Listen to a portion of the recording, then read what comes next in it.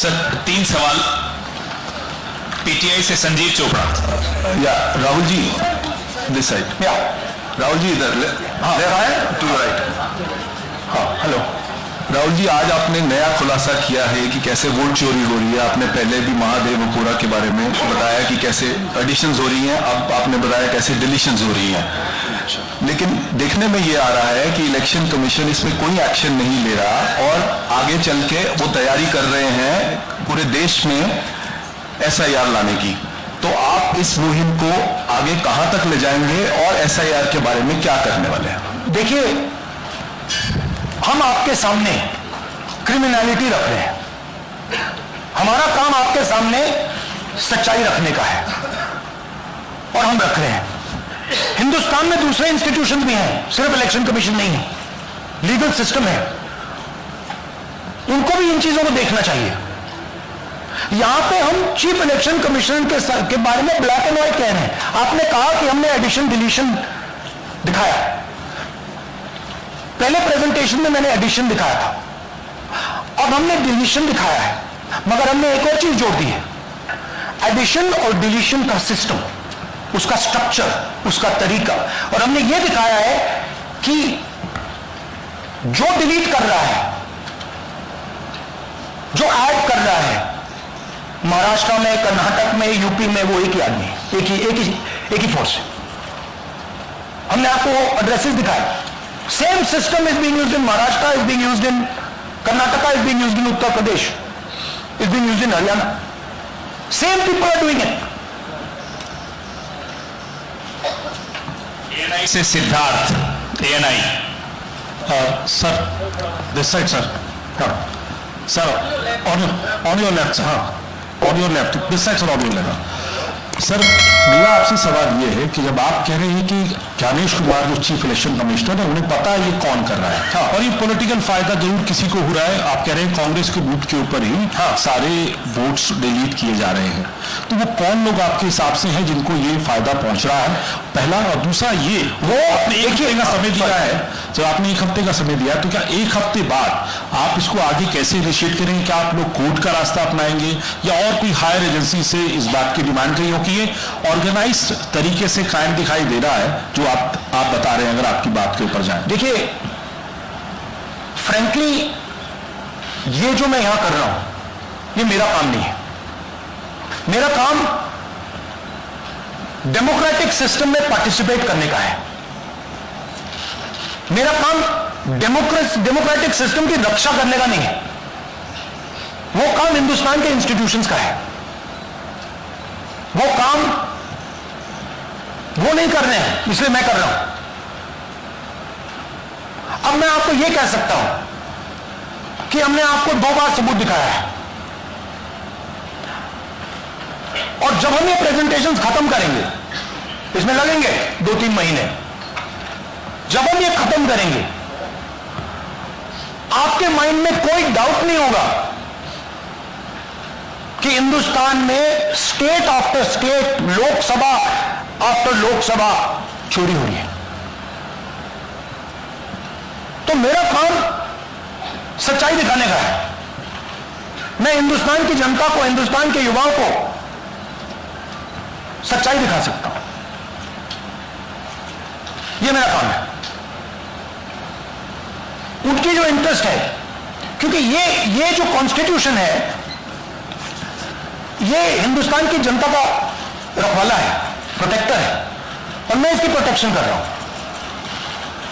इसकी प्रोटेक्शन करने का काम हिंदुस्तान के इंस्टीट्यूशंस का है, हिंदुस्तान के ऑपोजिशन लीडर का नहीं है, मगर इंस्टीट्यूशंस नहीं कर रहे हैं। अच्छा, एक इंटरेस्टिंग बात आई है जो मैं आपको बताना चाहता हूं कि इलेक्शन कमीशन के अंदर से हमें मदद मिलनी शुरू हो गई है। मैं साफ बोल देता हूं, इलेक्शन कमीशन के अंदर से, पहले नहीं हो रहा था, अब इलेक्शन कमीशन के अंदर से इंफॉर्मेशन आ रही है। यह रुकेगा नहीं, यह रुक नहीं सकता है, क्योंकि हिंदुस्तान की जनता इस बात को एक्सेप्ट नहीं करेगी। एक बार हिंदुस्तान की जनता को, हिंदुस्तान के युवाओं को पता लग गया कि वोट चोरी हो रही है, उनकी शक्ति लग जाएगी। आईएएनएस से आलोक झा। नरेंद्र मोदी है, अमित शाह है, कौन बात? इस तरह से नहीं प्लीज। आईएएनएस से आलोक झा। वो भी मैं आपको दिखा दूंगा, वो भी मैं आपको प्रूफ के साथ दिखा दूंगा, है हमारे पास। हाइड्रोजन बम में भाई राहुल जी, हाइड्रोजन बॉम्ब में ब्लैक एंड व्हाइट है। मैं फाउंडेशन लगा रहा हूं, मैं फाउंडेशन क्रिएट कर रहा हूं, है हमारे पास। मैं स्टेज पे बिना प्रूफ के नहीं चलूंगा, बता रहा हूं। राहुल जी, आपने कहा ऐसे ऐसे मत पूछिए please. Last question. Rahul ji, IANS से आलोक झा।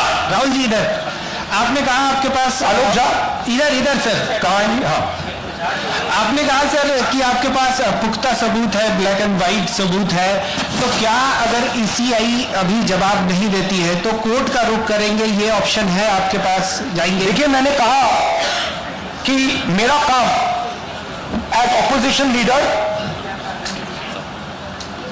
नॉर्मल सिचुएशन में मेरा काम ऑपोजिशन का रोल है, सरकार पे प्रेशर डालने का रोल है। मेरा काम हिंदुस्तान के लोकतंत्र को बचाने का नहीं है, मैं वो काम कर रहा हूं, इस स्टेज पे मैं वो काम कर रहा हूं। तो मेरी सोच है कि as a patriotic Indian, as somebody who loves India, who loves the constitution, it is my duty to put the truth in front of the people of India. अब अगर हिंदुस्तान के इंस्टीट्यूशंस कुछ करना चाहते हैं, वो करेंगे। उनमें भी बहुत लोग हैं, जैसे मैंने आपसे कहा, मैं सरप्राइज हो रहा हूं, इलेक्शन कमीशन से लोग आए, इंफॉर्मेशन दे रहे हैं और बढ़ रहा है वो। क्या जब तक सीईसी ज्ञानेश कुमार अपने पद पर है, जैसा कि आप कह रहे हैं कि वो फ्री एंड फेयर इलेक्शन होने नहीं देंगे, तो तब तक इलेक्शन का मतलब क्या रह जाएगा? क्या आपको हटाए जाने की या इनको इस्तीफा देने की? तो आप इमेजिन कीजिए, और ये शॉकिंग बात ये है बस कि ये अभी शुरू नहीं हुआ, ये 10-15 साल से चल रहा है, ये सिस्टम है, ये स्ट्रक्चर है। हिंदुस्तान की जो डेमोक्रेसी है वो हाईजैक हो गई है। I am shocked, frankly. Democracy, brothers and sisters, democracy can only be saved by the people of India. Nobody else can save democracy. Rahul Gandhi can come here and say something and say this is the truth. But the people of India, who I believe in, who I love, can do it. The day the people of India realize that आपका जो लोकतंत्र है, आपका जो संविधान है, वो आपसे चोरी हो गया है, उस दिन काम हो जाएगा। Thank you. अब आप लोग अपने स्थान पर खड़े हो जाइए राष्ट्रगान के लिए। ये है इनकी डिटेल लिस्ट, देख लीजिए। राष्ट्रगान के लिए अपने स्थान पर खड़े हो जाइए।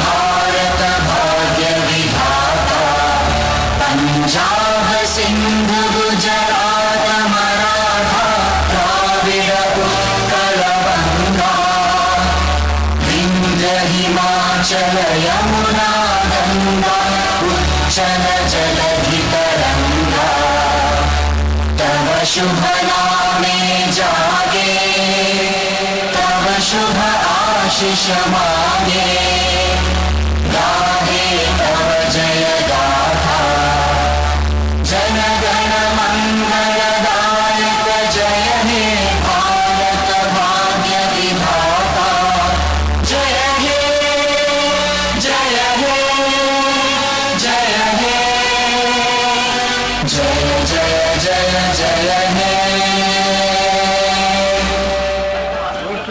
Thank you.